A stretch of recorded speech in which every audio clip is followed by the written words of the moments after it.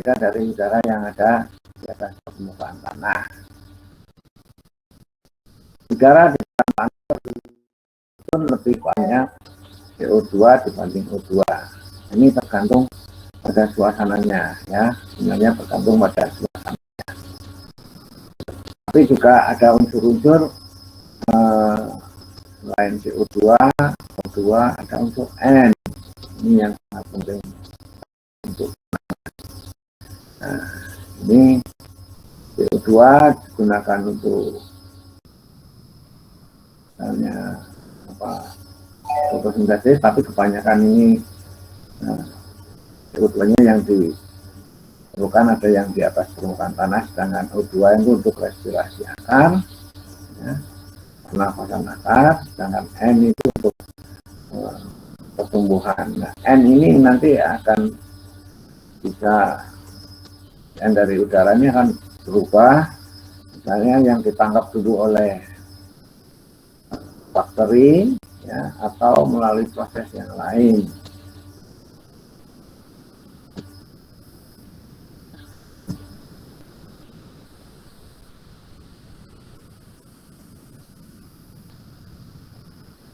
Nah, tanah yang ideal untuk pertanian ini terdiri dari 45% dari mineral, ya, mineral tanah,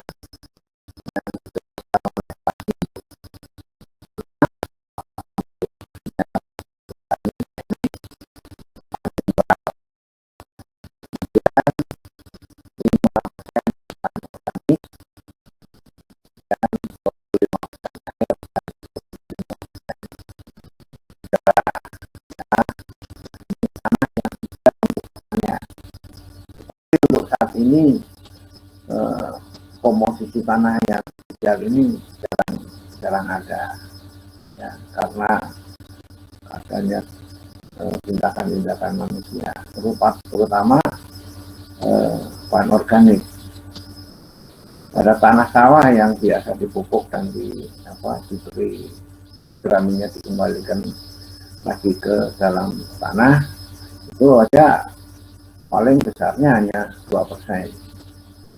Jadi sekarang untuk mendapatkan tanah yang ideal untuk pertanian itu hampir-hampir tidak ada, susah ditemui, kecuali mungkin pada lahan-lahan bukaan baru, ya, yang kandungan bahan organiknya masih tinggi.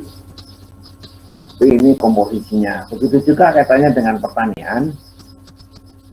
Apabila sistem pertanian organik, ya, kandungan bahan organiknya kurang dari 5%, ini hasil pertanian organik ini tidak akan bisa menyaingi hasil pertanian dari anorganik. Ini sudah jadi rumus, ya. Nah, bahan organik sangat diperlukan untuk tanaman. Jadi apabila saudara melakukan penelitian dengan sistem pertanian organik, kok mater organiknya itu kurang dari 5%, itu jangan mengharapkan hasilnya akan seperti pertanian anorganik. Ini dari komposisi tanah. Kemudian dari sifat yang lain, dari kondisi yang lain, bahwa tanah mempunyai peranan, ya, karena tanah memberikan pertumbuhan dan perkembangan tanaman, ya. Fungsi tanah ini melalui satu sebagai media tumbuh, jadi tempat tumbuh tanaman, tempat mengambil makanan, ya, kemudian tempat berpegangnya akar tanaman supaya tidak roboh, ya. Ini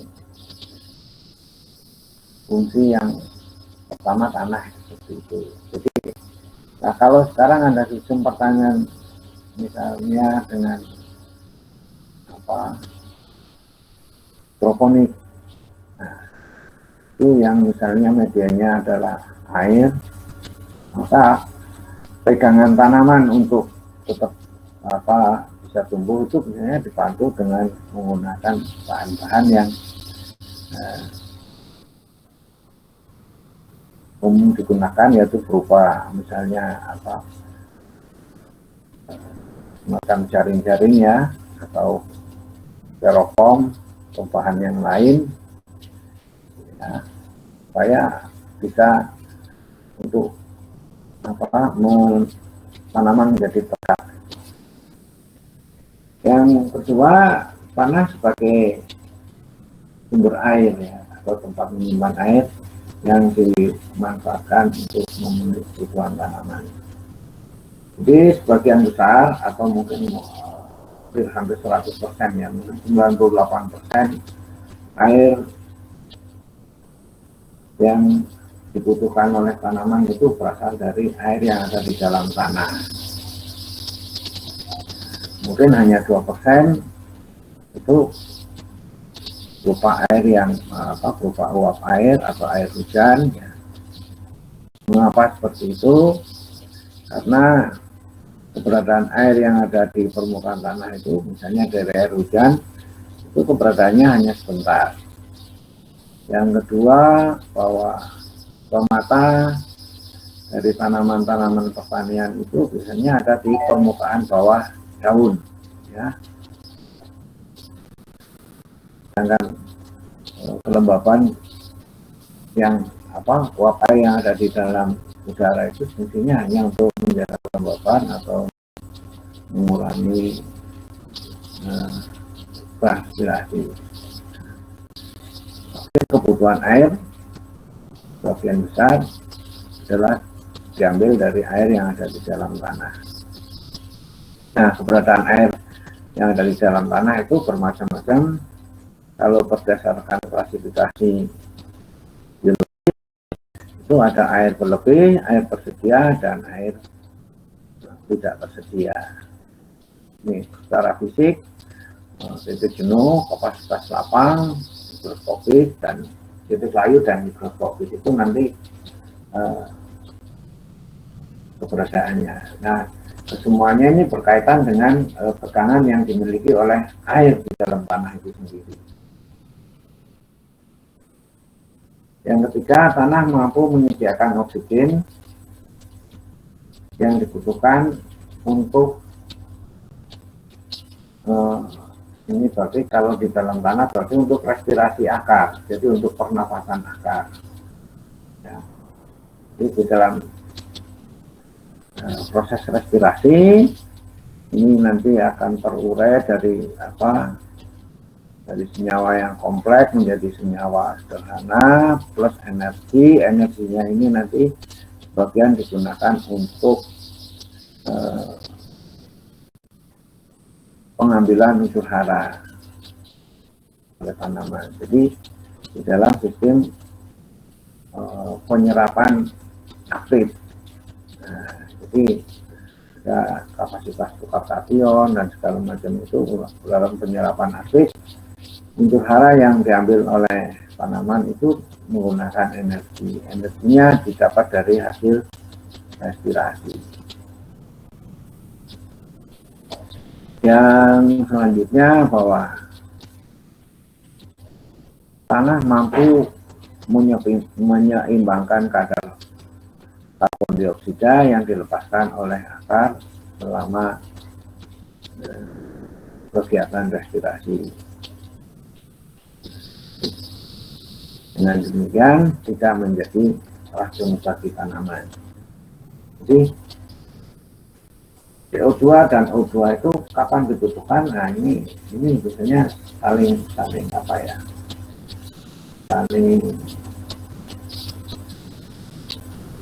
berlawanan. Kalau pada saat respirasi kita butuhnya adalah oksigen dalam jumlah yang besar. Nah, respirasi ini akan dihambat apabila kandungan CO2-nya tinggi. Begitu juga misalnya di dalam fotosintesis itu kita akan membutuhkan banyak CO2. Tapi apabila di situ kandungan O2-nya banyak, maka ini akan menghambat fotosintesis. Jadi intinya kita katakan ya perlawanan lah.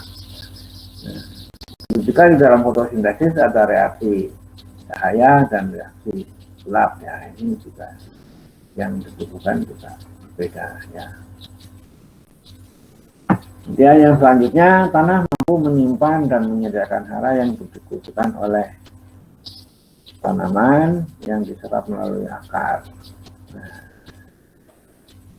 menyimpan dan menyediakan hara ini melalui proses pelapukan dari mineral-mineral tanah yang ada, dan atau kalau dari bahan organik itu adanya proses dekomposisi dari bahan organik atau mineralisasi dari bahan organik, lalu nanti setelah sudah menjadi bekerja itu bisa diambil oleh kita. Jadi sumber hara untuk atau sumber makanan dari tanaman itu sebagian besar ada yang ada di dalam tanah. Contohnya N adalah asalnya dari udara berupa gas, tapi dia akan dapat diambil oleh tanaman misalnya dalam bentuk senyawa, ya, baik senyawa sederhana atau senyawa yang dibuat melalui bantuan dari mikroorganisme.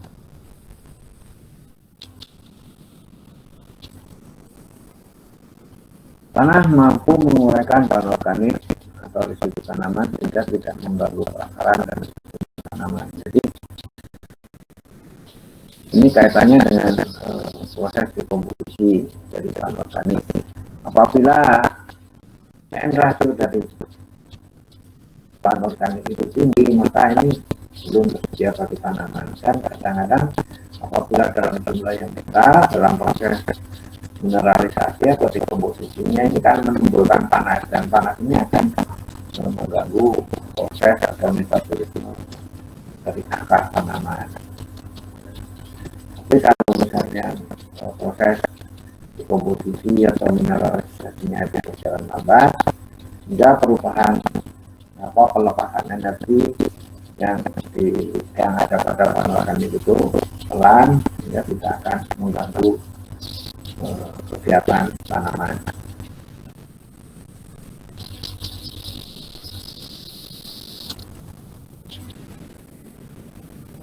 Ada beberapa tanaman yang menghasilkan ekstrak dari akar yang bersifat racun, yaitu senyawa alopati, ya. Dan ini bisa meracuni tanaman lain yang ada di sekitar tanaman tersebut.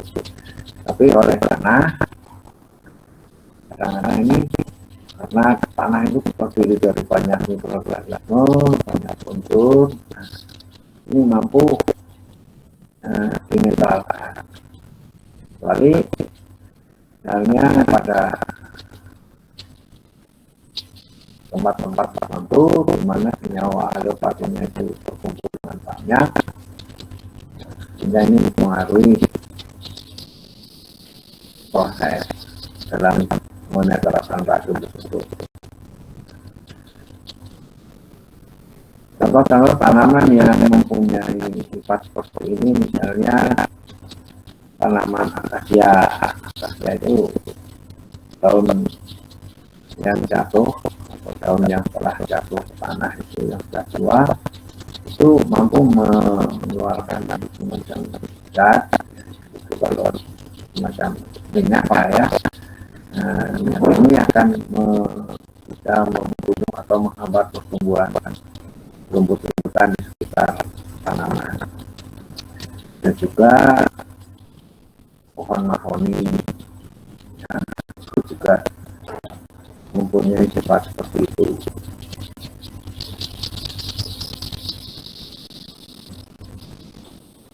Fungsi tanah yang lain adalah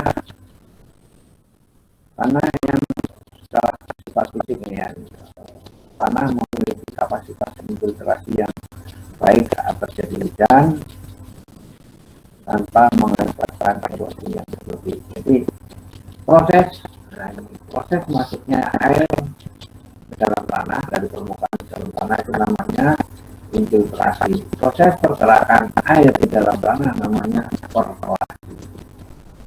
Jadi apabila hujan turun, jumlah air yang masuk ke dalam tanah itu lebih banyak daripada air yang mengalir, ini bisa akan mengurangi kerusakan tanah yang disebabkan oleh erosi. Nah, erosi itu tidak hanya disebabkan oleh jumlah air yang mengalir, tapi disebabkan aliran tersebut juga mempengaruhi besarnya erosi. Kalau kita bahas tentang erosi ini banyak sekali faktor yang mempengaruhi dan prosesnya. Bukan juga cukup mengetahui itu saja. Nah, akibat dari erosi terjadinya hilangnya lapisan tanah yang terutama lapisan atas, ini akan mengurangi produktivitas tanah atau kesuburan tanah. Apabila nanti ini berlangsung terus, maka akan mempengaruhi hasil tanaman. Nah, contoh yang ekstrim itu terjadi di lahan pertanian di Dieng, karena erosi yang sangat besar, hingga lahan-lahan yang ada itu hanya berupa tanah lapisan subsoil yang pelapukannya belum sempurna, ya, untuk caranya belum banyak yang tersedia, sehingga apabila kita menanam sayuran di situ, hasilnya akan sangat rendah. Yang selanjutnya, terdapat beberapa macam gas racun yang dilepaskan dari hewan maupun masyarakat tanaman yang ada di dalam tanah. Kemudian gas-gas tersebut bisa dikeluarkan ke udara, ya, sehingga menjadi tidak beracun atau dirubah karena ada reaksi, ya, berubah menjadi zat yang tidak beracun. Nah, kondisi ini akan tergantung daripada besarnya atau pas lapang itu antara udara dan air yang ada di dalam ruang pori itu seimbang, sehingga masih bisa mengeluarkan gas-gas tersebut ke udara. Tapi apabila pada saat penuh, nah ini gas-gas yang beracun ini akan hambat keluar dari tanah sehingga akan meracuni tanaman.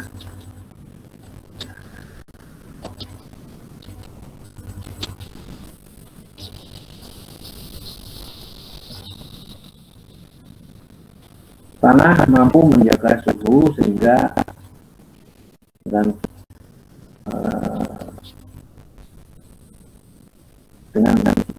suhu yang relatif stabil di dalam atau perubahan yang tidak begitu besar, kita menjamin kebutuhan hidup organisme yang ada di dalam tanah.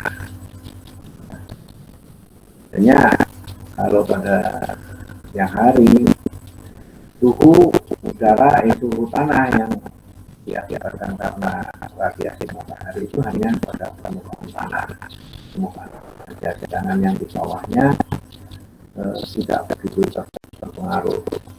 Mengapa? Karena apabila terjadi kenaikan suhu pada tanah yang ada di suhu yang ada di dalam tanah, maka akan diikuti dengan penguapan air yang ada dalam tanah, sehingga suhu udara di dalam suhu atau suhu udara, suhu tanah itu menjadi relatif stabil. Jadi apabila pada siang hari radiasi matahari yang masuk permukaan tanah itu besar, maka tanah itu akan menyesuaikan dengan cara menghilangkan, ya, mengeluarkan air yang ada di dalam tanah, hingga suhu relatif stabil, suhu yang ada di dalam tanah.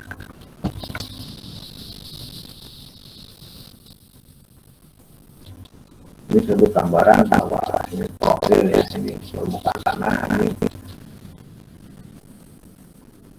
lapisan ini kebanyakan mengandung anorganik ini lapisan O, kemudian soil atau lapisan A, horizon A, kemudian soil.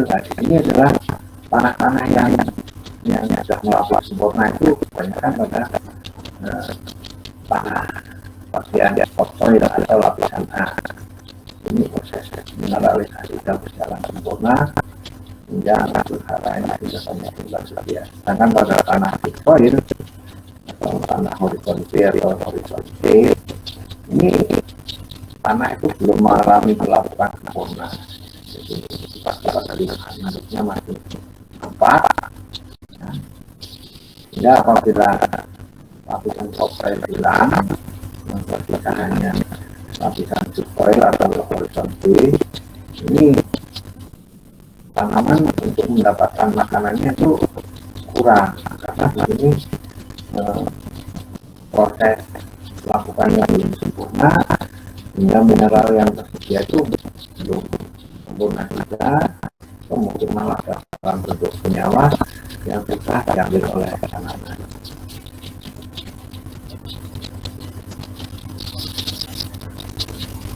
Proses lakukan selain dibantu oleh karena secara alaman oleh dan suhu ya, dan lain-lain juga dipengaruhi oleh aktivitas mikroorganisme di dalam tanah. Contoh dengan adanya cacing yang ada di dalam tanah itu sangat membantu dalam kesusulan tanah, karena dari para cacing itu berupa bahan organik yang baik untuk pertanaman.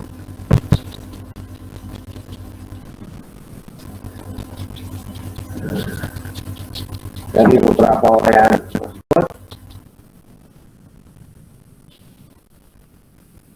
maka dapat dikatakan bahwa tanah merupakan tempat hidup dan matinya semua organisme. Mengapa? Karena sebagian besar hasil atau apa yang dihasilkan oleh tanaman atau produk yang dibutuhkan oleh manusia itu berasal sebagian besar dari tanah.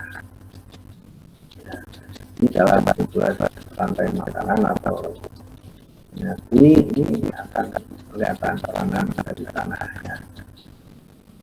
Oleh karena itu kita perlu adanya pengelolaan tanah sebaik mungkin sesuai dengan pengetahuan kita saat ini, agar tanah mampu memberikan manfaat yang besar bagi manusia. Ini semuanya. Nah, pengelolaan ini bisa melalui sifat fisik maupun kimia tanah. Kalau sifat fisik misalnya dengan adanya pengolahan tanah itu akan mempengaruhi struktur tanah, ya, kemudian konsistensi tanah dan sebagainya. Kemudian dengan sifat kimia dengan pemberian bahan organik ini akan mempengaruhi sifat kimia. Bahan organik juga penting karena dia sebagai faktor atau penyangga ya, mempengaruhi KPK dan sebagainya. Di dalam tanah selalu terjadi hubungan atau saling berhubungan antara faktor kimia dan biologi. Ya. Nah, ini kalau kita lihat apa yang disebut dengan tekstur tanah adalah perbandingan fraksi tanah terdiri dari liat, susu dan pasir. Nah, liat itu adalah merupakan fraksi yang paling kecil, kemudian diikuti susu dan yang terbesar adalah pasir. Di dalam tanah nanti keberadaannya ini akan tergantung dari pada selain ditentukan oleh bahan hidup juga oleh pengaruh pelapukan tanah. Jadi di dalam tanah selalu terdapat 3 fraksi ini. Nah, hanya perbandingannya berapa Semakin banyak lihatnya, makanya disebutnya adalah teksturnya lihat. Semakin banyak debunya, maka fraksinya disebut dengan tanah berdebu. Makin banyak persentasenya pasir masuk ke tanah.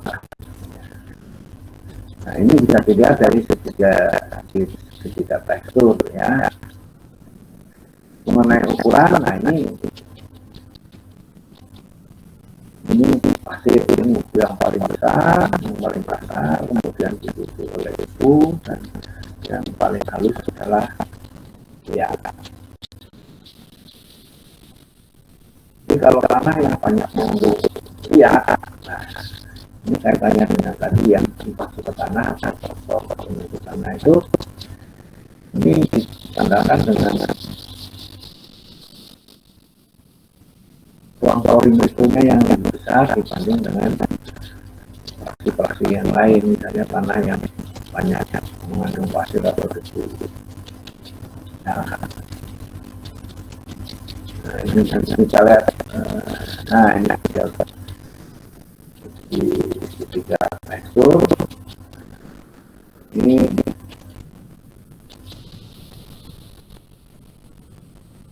persentase dari kita lihat. Jadi semakin banyak kandungan liatnya, di sini tanahnya itu dengan tanah liat. Tanah liat ini apabila, nah ini yang masalah tekstur ini apabila kandungan debunya itu hanya pasirnya itu kecil ya. Di sini 60% daripada partikel liat itu ada di sini. Kemudian kalau debu berliat, ini kandungan debunya sekitar 40-60, dengan liatnya adalah sekitar 40. Nah, kemudian kalau loam, tanah yang pahit yang seimbang itu, ini masing-masing rata-rata sekitar 30 ya. Ini 30, ini 30, ini masuk loam, tapi sekarang yang banyak kandungannya pasti sama. Ini kalau yang tanah debu, nah ini kandungan debunya itu mencapai 90%. Sedangkan tanah pasir ini kandungannya antara 90%. Sedangkan longseng ini adalah ada yang tanah pasir, kemudian ada sedikit debu dan sedikit liat.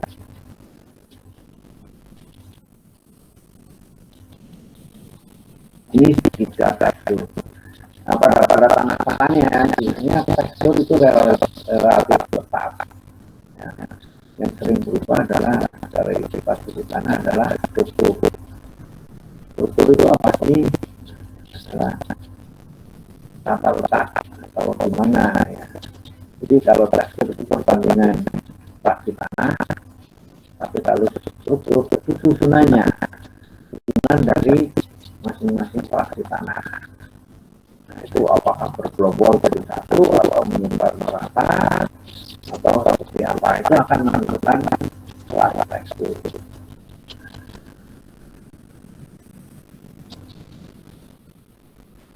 Jadi pada tanah-tanah yang ada ini tekstur itu tetap, yang sering berubah adalah struktur adalah bagaimana susunan dari fraksi tanah itu berada, apakah lihat mengumpul jadi satu atau campur merata, itu akan menentukan. Nanti di dalam itu akan menjadi digolongkan menjadi struktur masif, struktur semacam itulah. Nah, ini juga kaitannya dengan konsistensi kebun.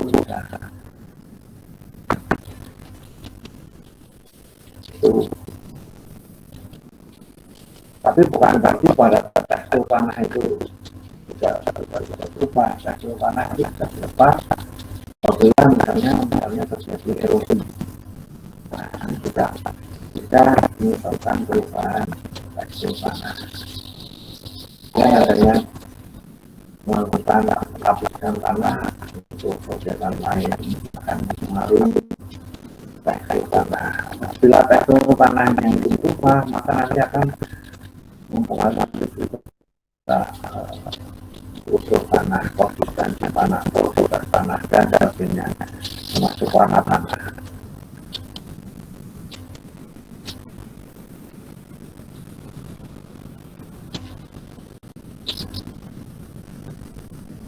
Yang berkaitan dengan sifat tanah yang lain adalah berat, volume atau presisi atau frekuensi, yaitu yang menunjukkan bahwa bobot tanah atau kesatuan ya.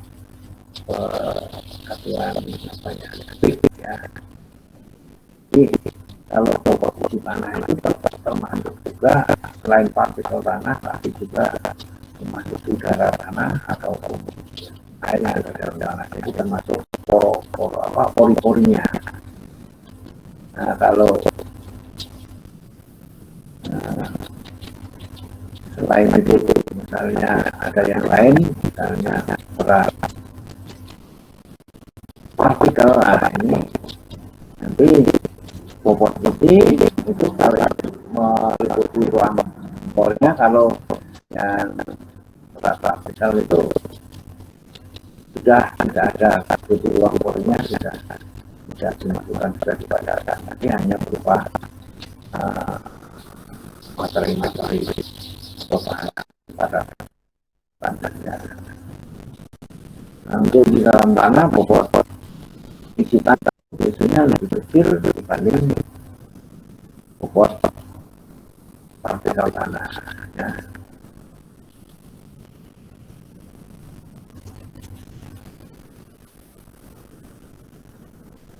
Bobot isi selain meliputi porositas, jadi porositas itu termasuk ruang pori menentukan berat isi tanah. Fungsi dari atau peranan dari bobot isi tanah ini berkaitan dengan kapasitas penyebaran gas, karena adanya ruang-ruang udara yang ada di dalam tanah, dan ruang udara yang ada di dalam tanah itu biasanya saling berhubungan satu sama lain, ya, baik di dalam sirkulasi udara atau di dalam aliran air. Sebenarnya dengan adanya tekanan air yang ada di bawah tanah itu sudah akan naik ke atas sampai ke permukaan, itu karena tekanan melalui pipa-pipa kapiler, itu menunjukkan adanya sambungan atau saling berhubungan antara ruang pori dengan ruang pori yang lain. Nah, ruang pori hubungan antara ruang pori satu dengan ruang pori yang lain ini akan bisa terputus apabila kita melakukan kegiatan misalnya pengolahan tanah. Dengan pengolahan tanah ini akan bisa memutus hubungan antara ruang pori yang satu dengan yang lain, sehingga akan mengurangi proses penguapan. Ini umumnya terjadi apabila di musim kemarau pada daerah-daerah yang kekurangan air, justru pengolahan tanah dilakukan pada saat musim kemarau dengan cara membuat tongkahan-tongkahan tanah ya, di permukaan, sehingga akan memutus hubungan ruang pori yang satu dengan yang lain, terutama yang di bawah ya, dengan yang di atas, sehingga akan hambat terjadinya aliran udara, aliran air atau gas atau udara. Terutama kalau di daerah kering itu bisa mengurangi evaporasi atau penguapan. Kemudian berkaitan dengan pertumbuhan dan regenerasi akar. Nah, ini tumbuhan akar dan kemampuan akar itu masuk ke dalam tanah itu ditentukan oleh adanya pokok porsi. Semakin banyak porsi atau ruang pori, maka akar akan mampu menembus ke dalam tanah yang di dalam. Kalau tanah yang mempunyai porsitas yang rendah atau ruang porinya kebanyakan adalah pori mikro, ini kita kan bisa menghambat penetrasi akar. Nah, mengapa? Karena antara tanah dengan udara atau tanah dengan tanah itu ada suatu gaya yang berbeda, yaitu gaya matrik, atau kalau dalam tanah itu biasanya itu ada gaya adhesi dan kohesi. Kalau adhesi gaya tarik menarik antara dua benda yang berbeda. Kalau kohesi gaya tarik menarik dari dua benda yang sama. Semakin besar gaya matrik itu, semakin susah akar menembus ke dalam tanah. Begitu juga berkaitannya dengan drainase dan daya serap air. Semakin banyak ruang piro atau ruang pori, ini semakin banyak air yang mampu diserap oleh tanah atau daya kapasitas sirkulasinya besar. Ini akan nanti air akan masuk ke dalam tanah dan bergerak ke dalam tanah, nanti bisa akan bertahan oleh tanah dengan adanya lapisan dekat, dan di situ air akan tersimpan dan bergerak samping atau ke bawah, tergantung dari gaya yang ada di situ. Apabila memang di situ ada daya dorong yang kuat, maka dia akan bergerak ke samping dan ke bawah, nanti keluar lagi dari tanah tanpa mata air. Nah, ini itu juga pada tanah-tanah yang mempunyai ruang pori yang banyak, maka dapat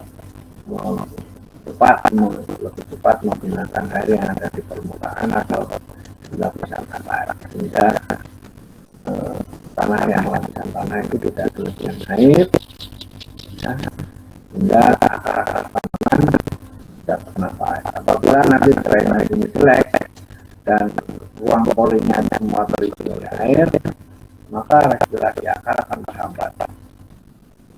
Apabila terhambat, maka respirasinya berjalan secara anaerob.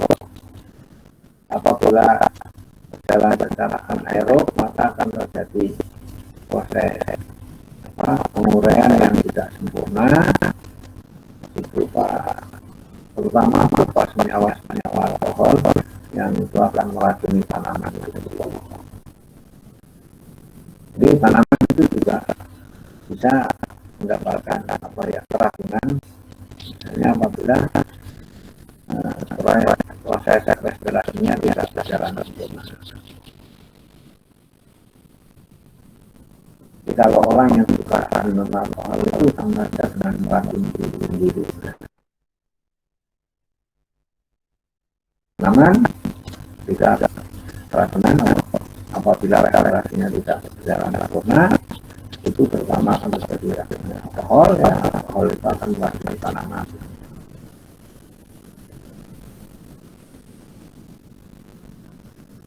Nah, ini struktur tanah itu adalah bagaimana susunan dari struktur tanah. Apakah nanti yang pasir di atas, struktur di tengah, lihat di bawah, atau sebaliknya, atau tersusun tercampur secara merata. dalam tanah. Nah, ini akan mempengaruhi sifat struktur tanah. Jadi apabila itu campur merata, nah ini menjadikan tanah makin ruang kornya besar, banyak, ya kan. Jadi apabila misalnya yang di atas adalah bagian pasir, itu pori makronya banyak, pori mikronya sedikit, dan sebagainya. Dan itu mempengaruhi kondisi tanah terhadap pertumbuhan tanah. Nah, ini gambaran bahwa air yang ada di dalam pori-pori makro ini akan bisa terus berjalan ke dalam tanah melalui populasi dan yang lebih dalam disebabkan oleh daya hidrostatik. Kalau tanah air yang ada di atasnya juga adanya daya gravitasi yang tanah untuk ke bawah. Tapi kalau yang ada di dalam pori-pori yang kecil ini berjalannya lebih lambat karena di sini akan tertahan oleh daya dari tanah atau adanya daya adesi dan jadi ada adesi yang pelan adalah adesi daya tarik menarik antara partikel tanah dengan air. Nah, ini akan jadi daya tarik menarik sehingga akan bisa bertahan lebih lama di dalam tanah. Ya, pergerakannya sangat lambat. Ini kalau secara kimia ini ada muatan ini kalau misalnya ini ini adalah unsur O, tangannya dua, kemudian memisahkan nah ini nanti akan diikat oleh kalau lihat itu di sini sifatnya negatif di sini hanya tertarik jadi tarik menarik ya akan lebih lama berada di dalam tanah. Kalau pada pori-pori mikronya banyak, maka airnya lebih banyak yang lewat masuk ke dalam tanah yang lebih dalam.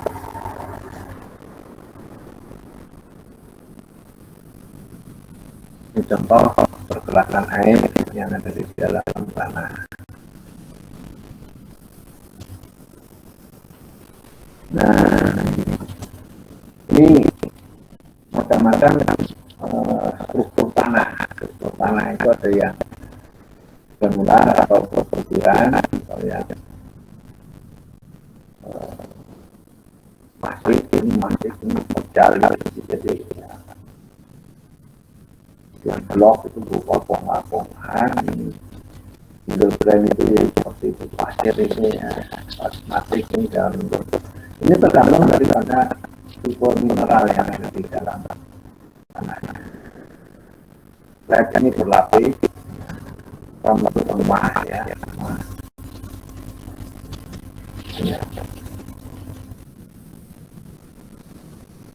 Nah, dari struktur tanah ini sebenarnya yang paling baik yang mana?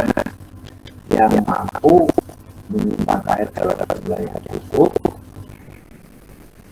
Ya, artinya dia memenuhi pori-pori makro dan mikro dalam jumlah yang hampir sama sehingga mampu memanfaatkan air yang lebih lama.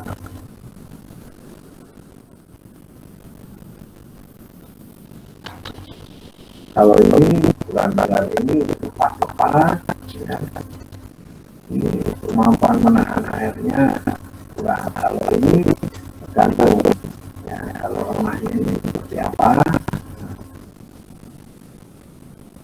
Kalau semakin bawah ini sifat rumahnya itu masih berjalan ini juga lumayan dalam air. Kalau ini berlapis-lapis ini itu akan mendorong menjadi pergerakan air ke samping.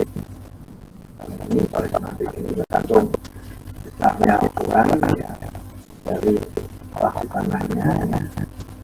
Semakin banyak lihatnya, baru Indonesia semakin ini bisa menampung air juga. Kalau mati besar, ini uang polanya sangat sedikit, ya. Tidak air hanya mampu mengalir dari semua. Kalau blok ini cara angkat bloknya itu juga rendah, mampu kurang mampu menahan air. Sehingga lain atau pasar ini juga tidak mampu menahan air. Jadi dalam kesimpulannya ya yang paling baik itu yang lemah. Karena itu perdasar untuk ruang koridor dan bentuknya dijumlah.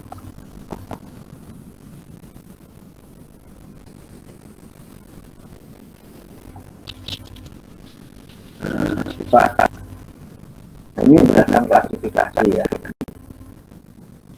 Kalau berdasarkan klasifikasi secara fisik itu beradaan air tanah itu pada kapasitas penuh, kapasitas lapangan, pari permanen dan koefisien mikroskopik. Jenuh apabila semua ruang pori yang ada di dalam tanah itu berisi air, terisi oleh air. Jenuh. Jangan ada kapasitas lapangan apabila pori-pori makronya terisi udara, pori-pori mikronya itu terisi oleh air. Nah ini kalau diciptai permanen, apabila di dalam pori-pori mikronya itu ya banyak terisi oleh udara, sehingga jumlah air yang ada di dalam pori-pori itu hanya sedikit. Nah, jumlah air ini tidak mampu mengimbangi jumlah air yang diserap oleh akar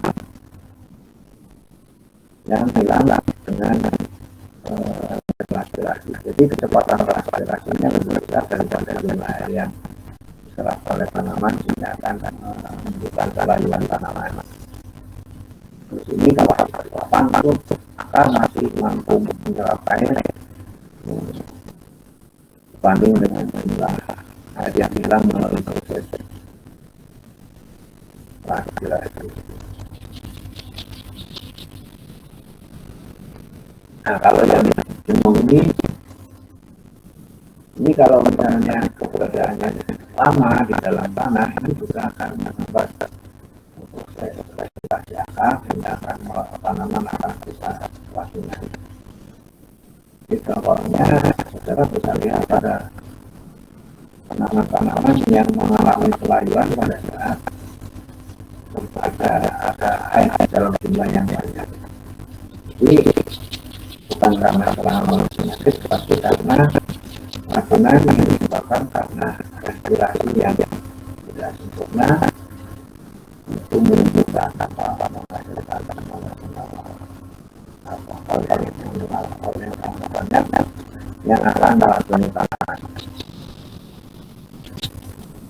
Kemudian sifat tanah berkaitan dengan temperatur tanah ini akan meningkatkan aktivitas dan pertumbuhan masyarakat. Ini semakin tinggi temperatur dari tanah itu akan meningkatkan aktivitas. Ini sampai batas tertentu, ya, dengan catatan sampai batas tertentu ini akan meningkatkan aktivitas atau reaksi pada tanaman. Kemudian meningkatkan populasi mikroba atau zat kronik yang terkena, meningkatkan komposisi bahan organik. Nah ini sebagai contoh pada tanah-tanah yang suhunya tinggi, maka komposisi bahan organiknya akan lebih cepat dibanding pada tanah yang suhu tanahnya lebih rendah. Sehingga kalau saudara melakukan kegiatan pembangunan organik pada dataran rendah, maka pemberian bahan organiknya harus lebih banyak dibanding apabila kita melakukan sistem pertanian organik pada dataran tinggi. Karena apa? Kecepatan dekomposisi dari bahan organiknya itu pada dataran rendah itu lebih besar, lebih cepat dibanding pada dataran tinggi. Kemudian dengan adanya kenaikan suhu pada tanah akan meningkatkan pertambahan ini sampai batas tertentu. Nah, itu makanya itu secara umum kalau suhu itu dikenal adanya suhu minimum, optimum, dan maksimum. Cara terbaik itu cara masuk ke tanah.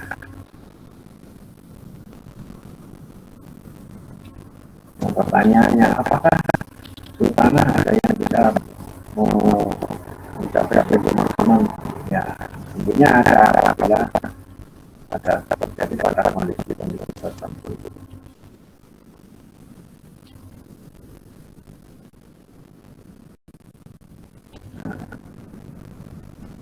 Waktunya dari tanah yaitu pola tanah mengandung banyak berhara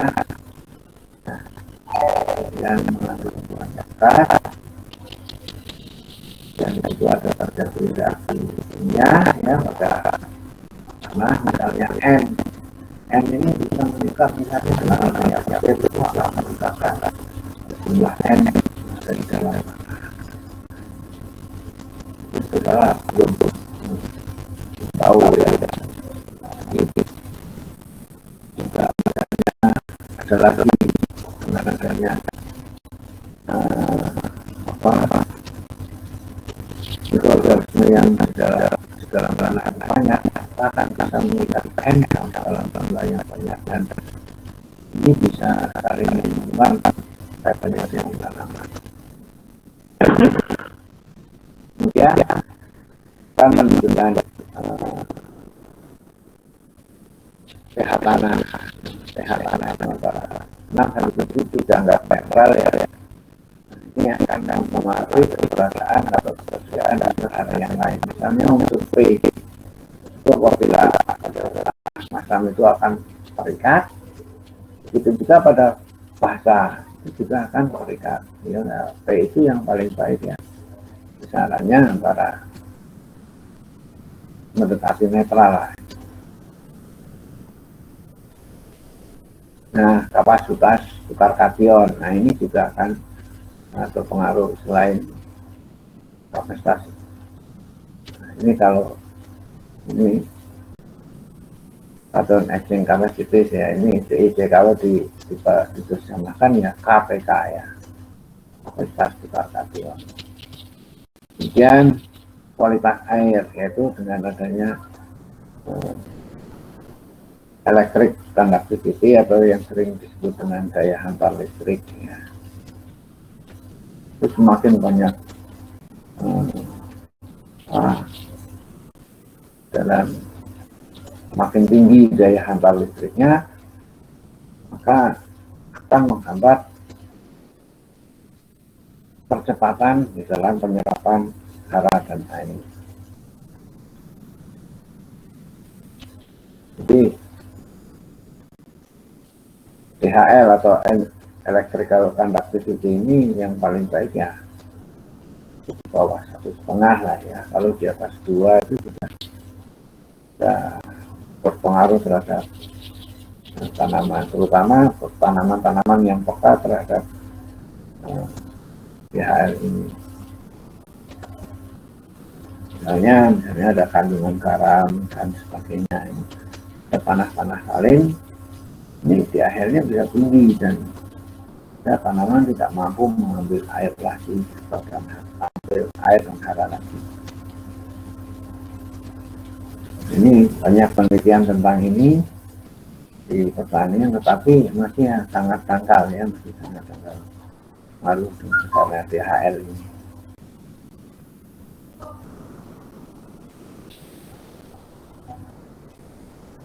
Ini apabila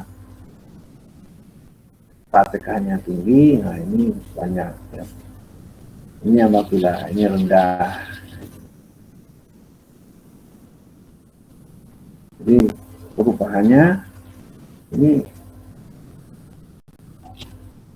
Antara ini di sini, nah, di sini lihat di sini banyak kan. Jadi antara muatan positif negatifnya ini juga mempengaruhi. Misalnya tanah-tanah yang banyak mengandung liat ini biasanya muatannya negatif. Nah, nanti dia akan mengikat unsur positif yang ada di sebelahnya sehingga tanahnya menjadi ikat. Nah, ini pertukarannya jadi rendah dan sebagainya.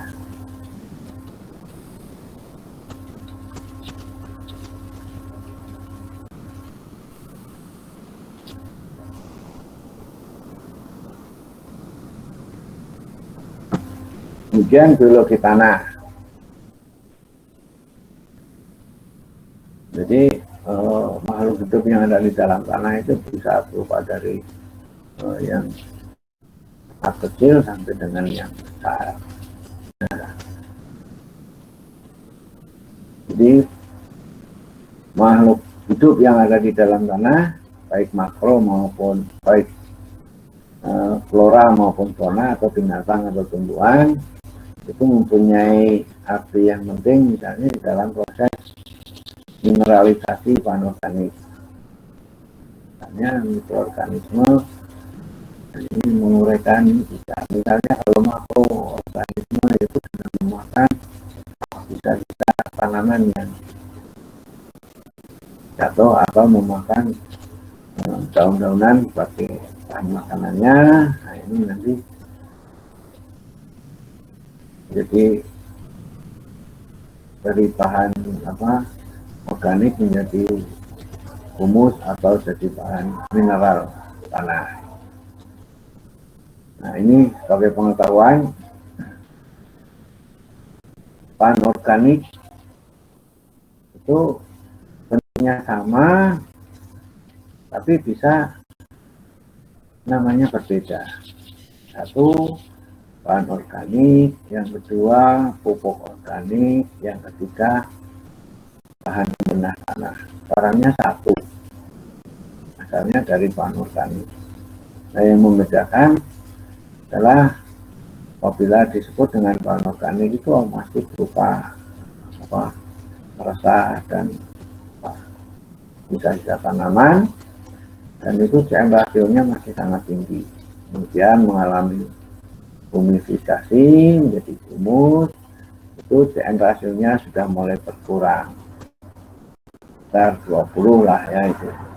Kemudian menjadi bahan pembenah tanah, terurai lagi melalui proses mineralisasi, itu menjadi bahan pembenah tanah, di mana CM rasionya sama dengan CM rasio tanah. Dan ini bisa digunakan oleh tanaman. Nah, faktor mikro dan makroorganisme juga sangat membantu di dalam pengikatan nitrogen. Ya. Nitrogen itu berupa gas dari udara yang keberadaannya tidak bisa, tanaman tidak bisa langsung memanfaatkannya, tetapi melalui proses dulu. Ya, nah ini yang sangat besar itu banyak itu melalui yang diikat oleh mikroorganisme ya, misalnya ada Rhizobacterium, Rhizobacteri ya, Rhizobium ya. Kemudian nah ini Mycorrhiza ini juga bisa mengikat ya, mengikat. Survei dan melepaskannya nanti saat dibutuhkan oleh tanaman. Kemudian ada aktivitas enzim ya, dan arah yang dihasilkan oleh mikroorganisme atau makroorganisme hingga akan menjadikan kebersihan udara.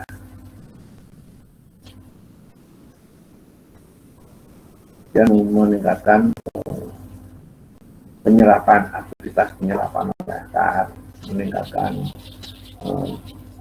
jumlah ruang pori ya. Ini pentingnya makhluk hidup yang ada di dalam tanah. Nah, sekarang pertanyaannya ya, kalau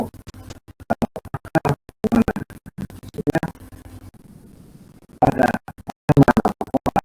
ini bisa meningkatkan jumlah ruang pori itu biasanya pada akar yang misalnya mati kemudian dia akan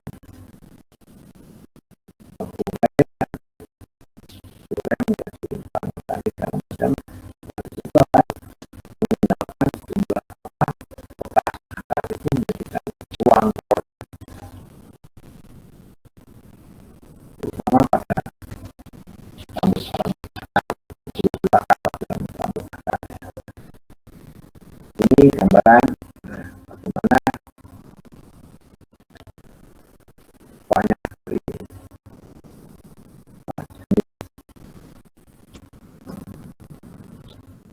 organisme yang ada di dalam tanah.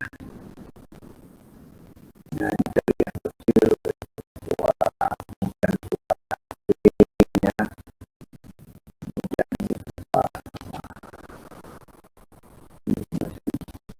juga dari yang kembang ya, apa dari kembang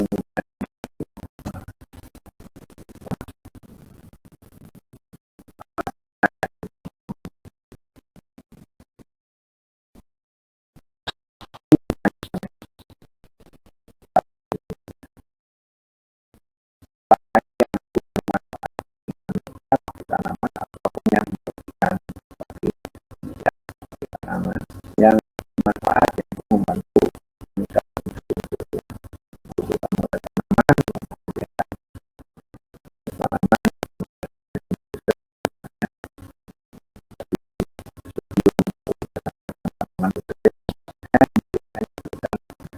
tanaman kalau yang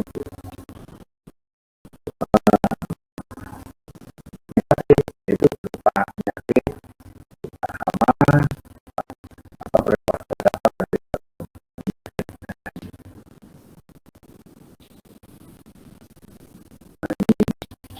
tanaman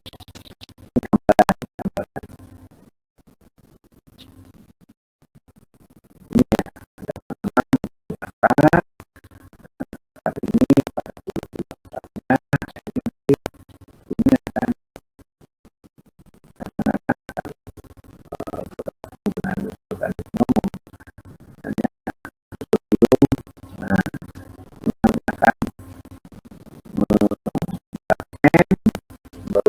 akan diberikan ke tanaman. Ini misalnya adanya pinjil. Ini pada tanaman itu ditandai dengan adanya pinjil-pinjil akar. Itu adalah merupakan fixasi N atau penghirasan N oleh mikroorganisme atau residium yang ada di dalam akar. Nanti ini akan dari N yang ada itu akan disalurkan oleh tanaman nanti untuk pertumbuhannya.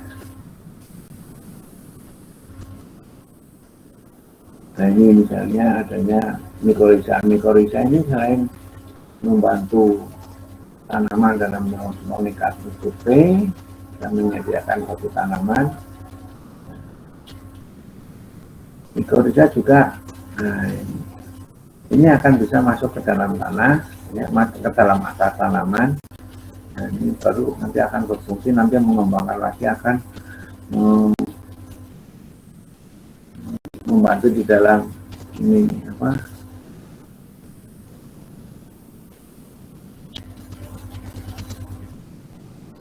penyerapan. Nah, jadi mikoriza itu. Dan ini ada jamur juga. Nah, ini juga nanti akarnya ini akan saling berinteraksi di sini.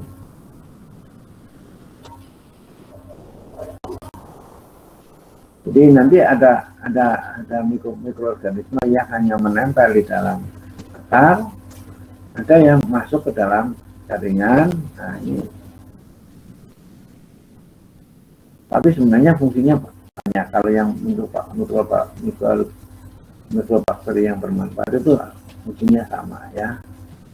Cuma pekerjaannya nanti di dalam jaringan akar atau yang hanya menempel kemudian menyalurkan masuk ke dalam akar.